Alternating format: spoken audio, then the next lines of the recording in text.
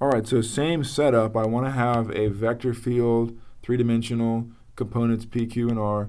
The curl of F, what is that? Well, we write it as, first off, curl of F, and this is the del operator, and instead of dotting, we cross with F. And so if you actually work this out, you get R partial, whoops, that's a R, not a P. You get R partial Y minus Q partial Z, P partial Z minus R partial X, Q partial X minus P partial Y. And the advantage of this shorthand notation is you don't necessarily need to memorize this formula, you just need to be able to compute it. So I thought it would be really helpful for us to compute one of these together to make sure that you're comfortable actually computing the cross product in this case when this part is not technically a scalar. It's not a constant vector, it's this del operator.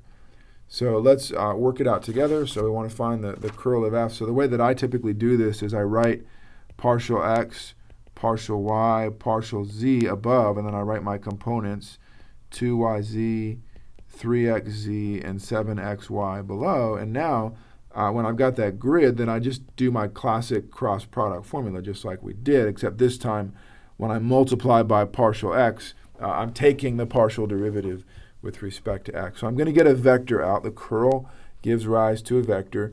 For the first component, I ignore this part, and I'm saying partial Y of this guy, which is 7X, subtract partial Z of this guy, which is 3X, so 7X minus 3X.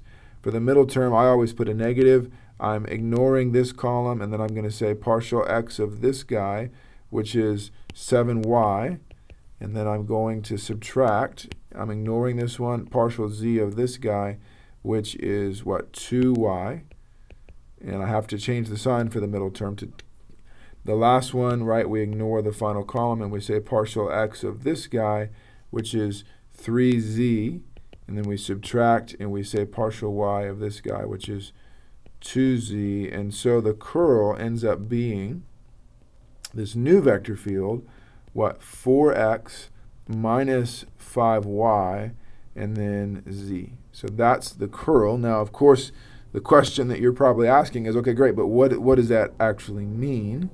And again, there's a lot of mathematical meaning and a lot of other meanings and lots of context. But when we think about F as a fluid, there is a sense that there is a way, that you can interpret the curl. So thinking about F as modeling a fluid, I'm going to pick a point P.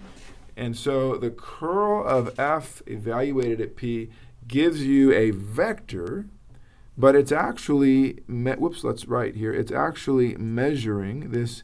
Measures the tendency, let's say it measures the rotational tendency of the fluid. Okay, so what does that mean? So, well, first off, if we have a vector, vectors aren't scalars, but if you take the magnitude of the vector, this is going to give you the amount of rotation. So the larger the magnitude, the more rotation that's happening.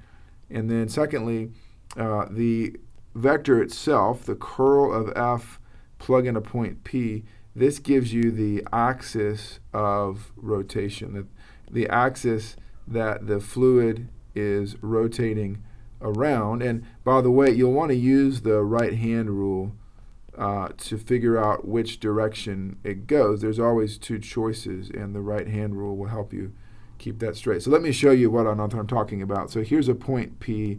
Here's my vector field F. If I'm looking at F, this is what I would see.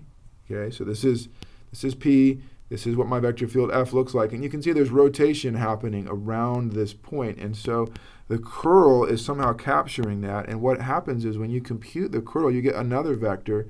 And the curl of this vector is actually going to be parallel to the axis that the rotation is happening around. You see how the rotation is going around the curl, and then the magnitude here of the curl is capturing how much rotation is actually happening. Here you can see the right-hand rule in play, because I wouldn't know, do I put the curl this way, do I put the curl that way, which one? And if you curl your right hand, put your right hand on the screen, your thumb points up. Your right hand with your fingers pointing in the direction of the rotation, your thumb points in the direction of the curl. So it's pretty clear to see that that's the version. This is the vector you want for the curl here. All right, so let's just keep in mind again that the larger the magnitude of the curl, the more rotation that you have. So that's the idea of curl. Let's end this video here, and in the next one we're going to look at some ways that we can use curl to help us solve certain